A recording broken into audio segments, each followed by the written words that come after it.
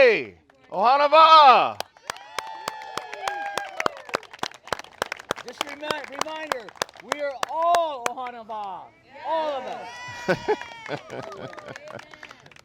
So, we're going to do like a little Q&A about steering in the ocean and what the different seats do in the ocean, because I think that's what Tom was asking for.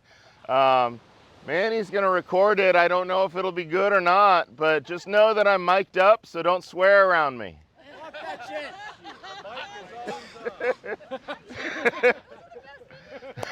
shit. Oh, man. You know what? It feels right just to do a poulet to start, okay? Alan, would you do the honors, please? I would love to. Aloha kakahiaka. I got a foot. Just a quick reminder, we are Ohana Wa'a. Ohana Wa'a, thank you for coming down to join us. Sorry about the whatever. No sorries. Yeah.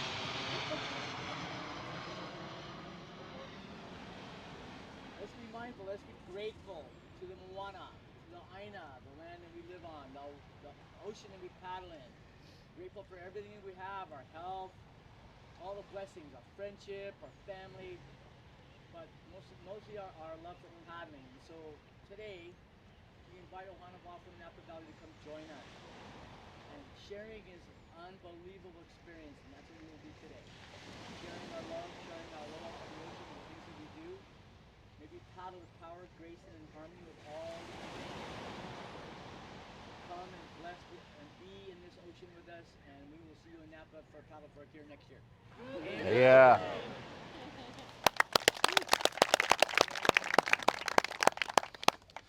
All right. Dale, do you have anything that you want to just talk about as far as just the basic things to know when you're paddling in swell? Sure. And Tom, I sent a video to you, so I don't know if you sent it to the members, but make sure to distribute that. And all credit goes to Dale. He made the video. It's just All right, I'll do the 2-minute version of the 3-week lecture series. Yeah. Let's move in. Let's move in. Yeah, move in so you don't have to. Yeah, we'll move in too. I'm gonna need some sand to do some playing around. Okay, so waves. So you guys paddle in rivers in the bay. So in the bay you get wind waves. They're shorter, steeper, closer together. And we've all paddled in those up there in races around the bay. But the ocean's a different bailiwick altogether. And this week, you should have been here yesterday. Yeah. So this week has been rocking and rolling out there. So because we're in a bay and Santa Cruz is over there and then there's an opening over there. So we launch here at this nice beach, which 99% of the time we can launch at. Every once in a while there's a north swell that's enough that we can't get out, but it's rare. And then we go out, and as we go out, the waves get bigger and bigger and bigger. So they're sort of landmarks. We round that corner of the jetty right there, and now we're in the ocean. And then you go out past the aquarium, it gets a little bigger. And there are waves that reflect off the shorelines because they're steeper out there. So we get these crisscrossy waves that are nuts. And then we go out beyond Lover's Point, and we get into the open ocean swell. So we have the advantage of being able to paddle ocean water anytime we want, except days like this. So I want to differentiate between wind swell that comes from a long ways off, and those are those rollers. In fact, the ones that are coming in right now were created somewhere far away in a big storm. And those turn into swell, and when we're out there in the ocean, those are the ones the boat goes up and over slowly like that. And on top of that, we get what's called sea. The sea is the local wind producing local waves. And they can come all the way from Santa Cruz. So they can build pretty big and pretty quick and pretty steep. But they're two different things, and there's swell underneath the wind waves. So the basics of waves is that the energy of the wind is incorporated into the water by friction on the surface. But when you look at what the depth of the wave underneath is, what's really happening is, so the surface moves, but it drags the water below it a little bit. So the energy that is incorporated in that wave isn't just at the top where the wave is. The energy is all the way down. In fact, it goes to the depth that's half the wavelength. So between two crests, whatever that wavelength is, half that distance is the depth to which you can feel those waves. So if you've ever been scuba diving, you know you can get that surge under there. So the problem with that mentally is to understand that the energy that you see at the top, that wave, is not the energy that's forming the wave. That's just the top of that energy. So think of it like a ball rolling. So the top is moving quickly, the bottom's not moving at all. That makes sense? It's on the ground, just like your wheel on your car. So in the middle, that's moving half the speed of the top. Does that make sense? So all of that energy, when you add together the speed with which it's moving at each depth, the energy is moving half the speed of the wave. So every wave that's in deep water will outrun the energy over and over again. So when you're out there and you're trying to catch waves, you get on that wave and then all of a sudden it's gone. Where did it go? It's behind you.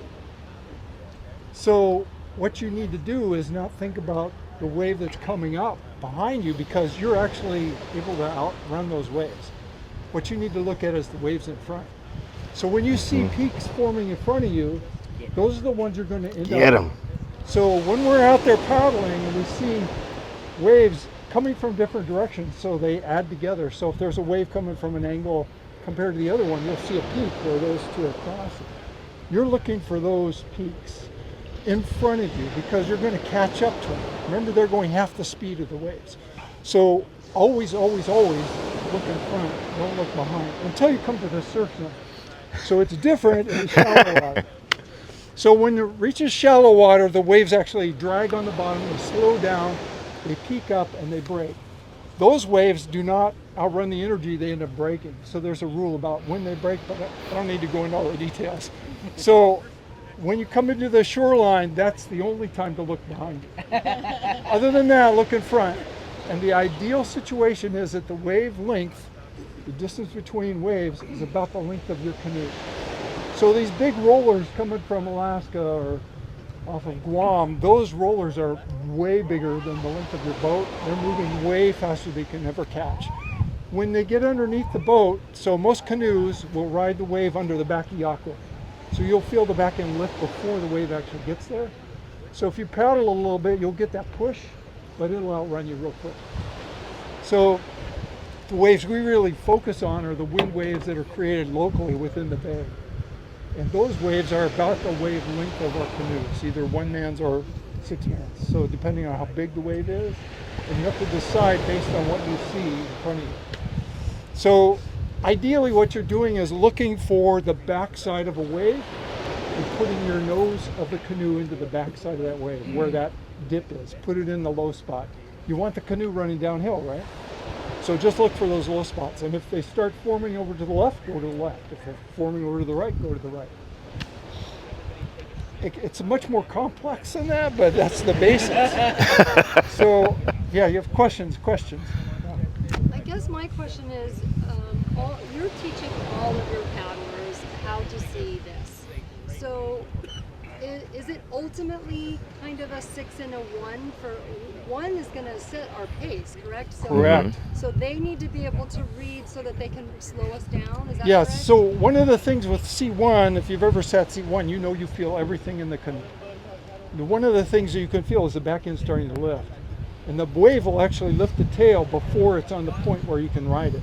So when they feel it start to lift, that's when you go. You got to get, it's like paddling for a wave on a surfboard. You got to get moving before the wave actually gets to you.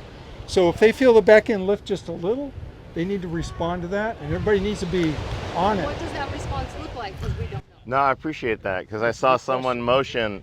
Well, no, not exactly. So you want more catch at the beginning. So make sure your blade is deep and you're getting that canoe up and running. Then you're going to feel the canoe speed up. And you know you all have a relationship with the canoe, right? It's your 7th crew member. You feel that canoe and you start speeding up with the canoe, right? So the canoe is kind of dictating your speed up in 1. But what you can do to help with that speed, is proper catch for the first 2 or 3 strokes. Really get in there, and then your canoe is going to take off. Yeah. It's not about speed, it's about powering the boat up. And I don't know if this is true, but as a steers person, when that back end starts to lift, if I don't take 2 or 3 strokes to get us into that wave, it feels like it never happens. Even if the crew's working and I'm not adding to it, it seems like it's always really hard to go. But if I'm back there able to give 2 or 3 strokes, so you need to be set up at the right angle before that happens, and always keep ready to hit those power strokes right at that moment. Also, I find that if you're in 6 and that's the swell, right? If you take it perpendicular, it'll move past you like a knife through butter, right? So a kind of a better line is right about there or there. Get a little angle on it so more of the wave pushes your canoe. And 1, give your engine room a chance to power up. So, good question. Yeah, So I would actually say, though, too, that seat 3 plays a really important role here. They have to know right when to call the change. So, so seat 3, you want to call the change on. You want everybody starting to go in right as the nose starts to go down. So you're in like this downhill position, right? So you go up and over, here's the swell, right? I'm asking my seat 3s to call the change so we're all going downhill.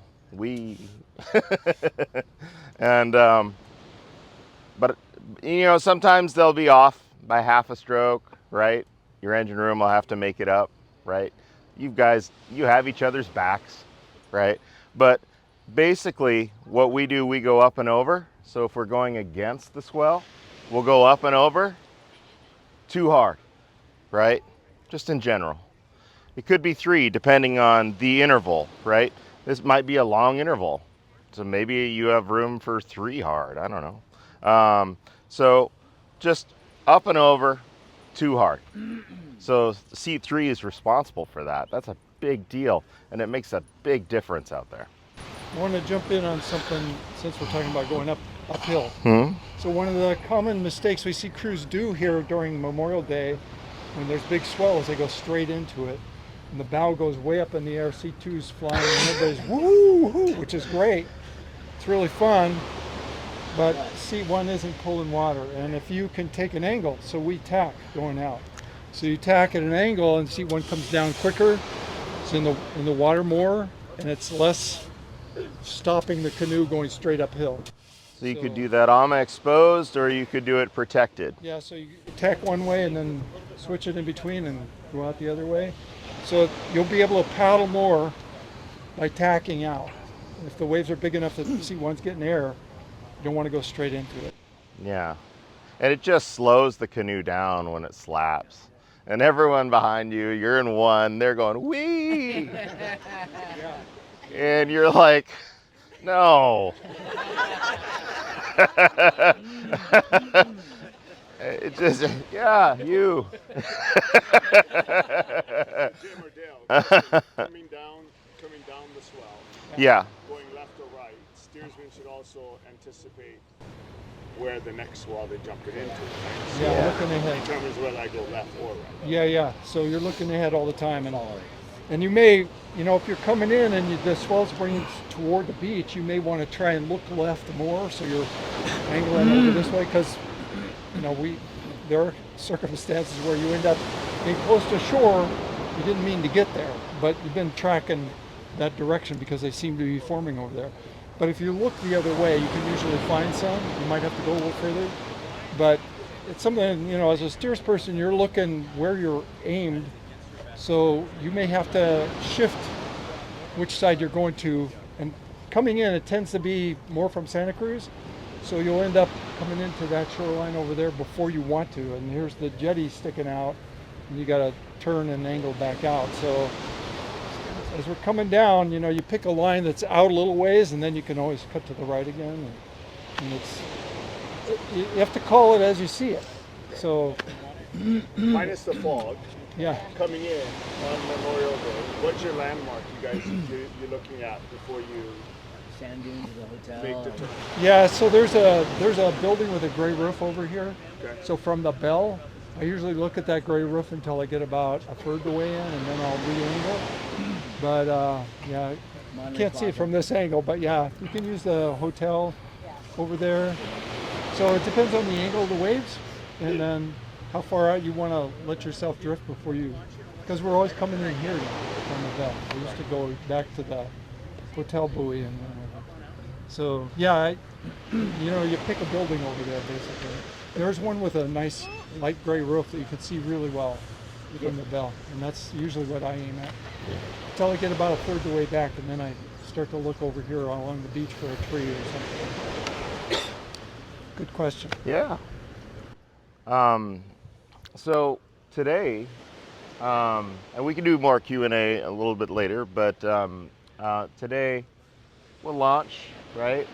Again, launching in the surf, it's the same deal as going up and over a wave. You're not going wee. Like all the folks that if you stand here long enough and watch the kayak rental folks go out, you'll see all those people do that, and that's when the kayak kind of rolls over. So you want to match the energy of the wave, right? So when you're launching, make sure your steersman says paddles in, or even if you just have enough water, start paddling. On big days, sometimes 5 will be the last one in, right? So 6 jumps in, 5 has got the yaku, and then 5 jumps in. So today, then, after the launch, we're gonna go in this direction. My hope is right around where that boat is that you'll start to feel some swell on your ama. So you'll get kind of used to an ama exposed swell situation. We'll go about, we're gonna go about 2 miles in that direction. So the Iolani folks, what we'll do is we'll go to 7, but so that'll be our course, but I wanna turn at 2 miles so people that have watches pay attention. We'll all stay together, we'll hopscotch, that's fine. So if you're in the front, come all the way to the back and we'll just stay together as a group. After the 2 mile mark, then we're gonna turn up towards Lover's Point. After Lover's Point, and then you'll get this experience, the going up against the waves, going up and over too hard, right? Then going into Lovers, turning around, then hopefully we'll have some swell. Yes, and we can do some surfing. And we'll just go back to 7 buoy, okay? And you can probably see 7 buoy, it's out there. But yeah, it's really close to where that white boat is. It's a yellow buoy. We're gonna pass it on our way out, okay? Landing, once you land, like Dale says, in this context, best to play it conservative, follow the wave in. It's sure fun to surf them in, but just follow it in today, right? As you get used to it. Yeah. All right, any other questions? Yeah. Add a little to what you guys were just explaining. Okay. All right. Use your pen. Yeah. If this is your reference point and you're coming in or you're looking at any angle out there and you're finding a reference point, that's your reference point. If you're looking at angles, don't go more than 20 degrees off of your sight, because by doing that, you're going to lose power and you have to make up time. That's what you have to do. If you're in the back, you're the steersman, and everybody doesn't know how to read the water yet, let them know when a little buddy's going by. You say, little buddy, pick it up. Little buddies. Little buddy, pick it up. Yeah, that way you start connecting them. Once you connect them and you got the angle right, it's a free ride in. Yeah. Yeah. Nice, George. I have one last one. Yeah. For the whole crew, I know I've been in a crew where we get scared of those swells, and we get because we're so unused to feeling exposed ama. We all try to correct. We overcorrect and then it bounces. So you want to talk a little bit about not hooning Oh, I see. Hip check. Hip check, yeah. So when you say correct, how are you correcting? Well, I think everyone does a hip check, but when everybody is doing that, It bounces the it ama? bounces. Oh, interesting. Okay. Don't do that.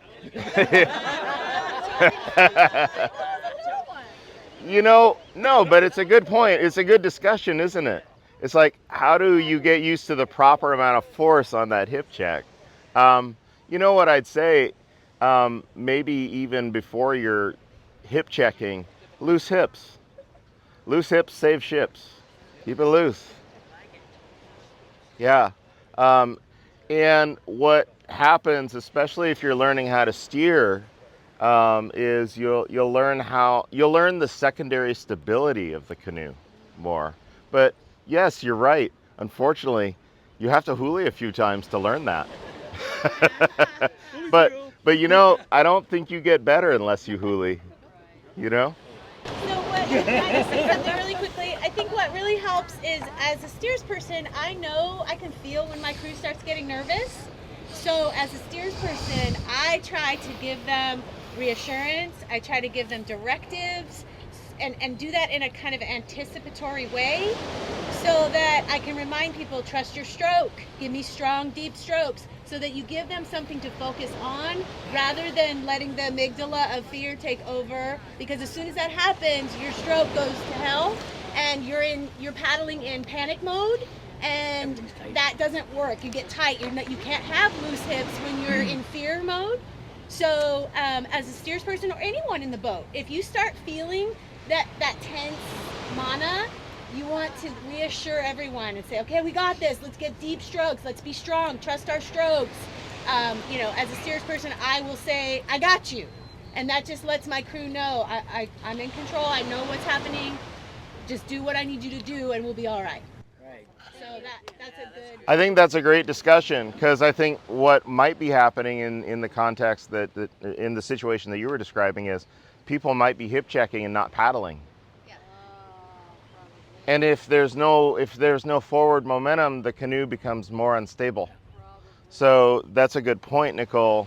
Deep, strong strokes. That's going to keep you more stable. Misha. Another comment, Oh. get comfortable with huli. Yeah. Just get comfortable with it. Would it be helpful if everyone switches to the AMA side to the left? Sometimes, but I'm sorry, what was your name? Dana.